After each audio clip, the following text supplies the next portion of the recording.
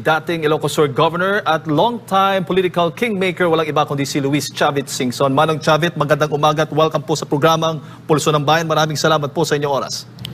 Magandang umaga po sa inyo lahat. Magandang oras po sa inyo lahat. Opo. Masaya ako at naimbita ako rito sa Pulso ng Bayan para mapag-usapan natin ang sitwasyon ng ating bansa. Opo, Manong Chavit, sa tagal po ninyo sa karera sa politika, papaano po ninyo maisasalarawan itong korupsyon sa ating bansa? Mas lumala po ba sa ngayon kumpara sa mga nagdaang mga dekada po?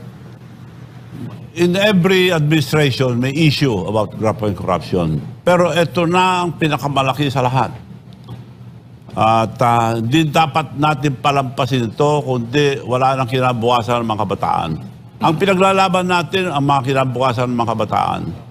Hindi po kami, hindi po tayo, dapat protektahan natin ang mga kabataan dahil yun ang kinabukasan nila, the future of our children's children. Ngayon ang liwanag, ilang dekada na silang presidente, yung unang President Senior Marcos, katakot-takot na issue. Huwag tayo makalimot, nakakalimot na kayo. Kaya nung sinamahan ko si Bongbong Jr. Marcos, akala ko nilinisin na ang pangalan nila. Dahil nung nawala ng tatay nila, tumakbong senator, ganoon din may issue rin sa kanya.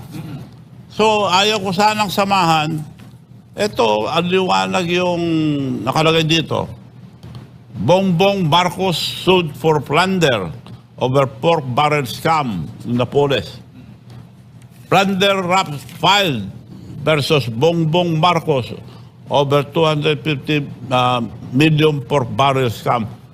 Now, galing sa GMA News to, ito sa Inquirer, hindi gawa-gawa, naka-record lahat to. Ngayon, ayaw nilang, para maintindihan natin po, ang budget, ihanda Malacanang, ire-review ni Presidente, pirma niya, lilinisin. Ibigay sa Senate and Congress. Kung hindi niya alam na binago nila, dalawang bagay lang. Tinolerate niya o wala siyang alam. Anong presidente ang hindi niya alam? Nag-umpisa pa lang, nung first year na, second year, third year, puro flood control na ang kalokohan. Sila diskaya lang nakakuha ng 31 billion sa isang kontrata lang. Paano nakakuha ang isang kontratista